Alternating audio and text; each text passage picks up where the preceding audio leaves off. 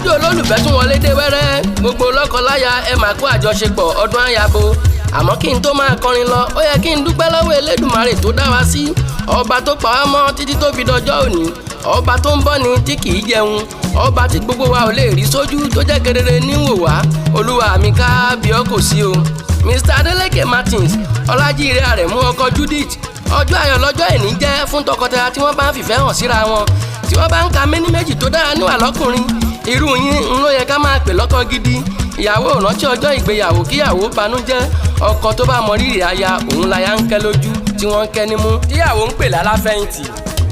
Happy Valentine Day fún gbogbo olólùfẹ́ pátá Happy Valentine Day fún gbogbo Adeleke family ọmọ Òṣogbo òròkí ẹlẹ́yẹlé ọmọ Òṣogbo òròkí ọmọ àsálà ọmọ Aare Òpẹta mo ṣetán tí mo fẹ́ ròyìn rẹ̀ fáráyé Ọlájíire Àrẹ̀mú ẹni tó ń fowó ṣìkẹ́ ìyàwó bó ṣe ń tọ́jú ẹbí ń ló ń tọ́jú ara ènìyàn ò ní sọkún kó délé Adeleke kó má fẹ́ ní padà sílé bó ṣe ń bọ́mọdé ṣe ń ló ń bágbà ṣe ibi tí ó ti mú owó kò ní tán àbùdí ni tómi òkun àbùdí ni tómi ọ̀sà ṣe é rí ẹni tó bá ń ṣe ohun tó dára ó yẹ ká máa pọ́nrún wọlé ni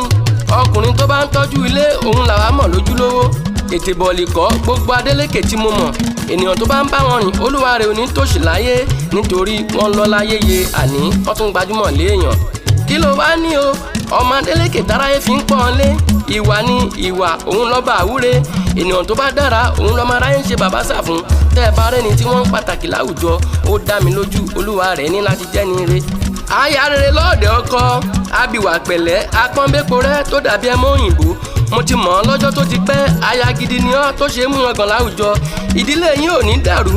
igi tó lùwà bá gbìn tó ń bomirin ní kò sì ṣẹbọ kò sétùtù tí wọ́n lè gbé tó lè díṣẹ́ Elédùmarè lọ́wọ́ ẹ ti dìrú dìgbà kàkà kọ́ máa ráyò sọ́wọ́ yín délẹ̀ gbígbélé ni kó máa gbélé sí.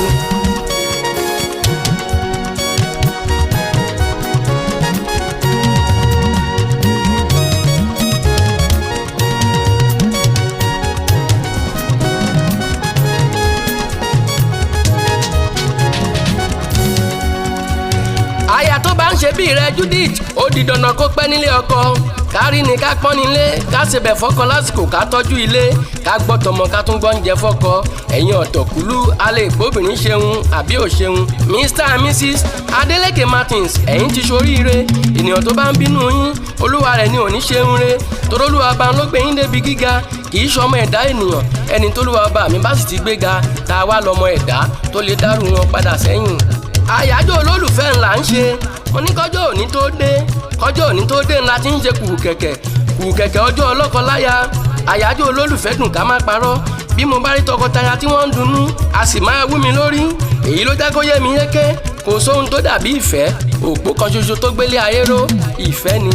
ìfẹ́ tí mo ń sọ ó ti wá sọ̀rùn lórílẹ̀‐èdè yìí òun ló kó bára ilé tó kó bára oko ìfẹ́ ló yẹ ká máa fi gbé ìwé mímọ́ fìdí ẹ̀ múlẹ̀ ó dájú ó ní ká fẹ́ràn ọmọlàkejì wa gẹ́gẹ́ bí ara wa. Mr and Mrs Adeleke Martins ìfẹ́ tí yín ò ní ṣá lágbára olúwa ìfẹ́ tí yín ò ní tí ènìyàn bí èṣù kò wá ní paná ìfẹ́ tó ń jó ẹ bá mi ṣàmì kẹ́ ẹ sì tún gbé tọ́ ẹ̀mí.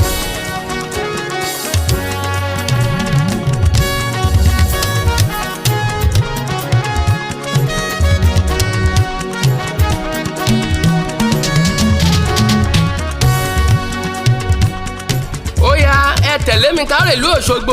Òṣogbo òròkí ìlú Adeleke Martins ẹ̀yin lọ́mọ Òṣogbo òròkí ẹlẹ́yẹlé ẹ̀yin lọ́mọ Òṣogbo òròkí ọmọ àsálà ọmọ Aare Òpẹta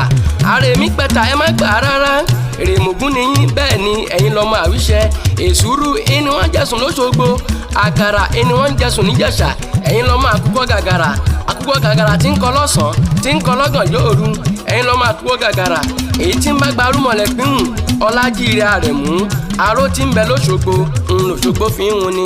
oyin wa ṣe tán oyin fẹ́ máa renú afárá ìdá mi jà tán ó fẹ́ máa renú àkọ̀ lójú onílé bíi kí n má lè lọ ni àní lójú àmọ̀kòkò bíi kílẹ̀ ó dàmọ̀ bí wọ́n bá ń bí léèrè wípé ta lẹni tó ń dá bí ẹdun tó tún wá ń rọ̀ bí òwe ẹ sọ fún wọn wípé délé ọmọ Bánkọ́lé ni èmi Aare Akewi Ìgbẹ́sà gẹ́gẹ́ bí ọba abòmí.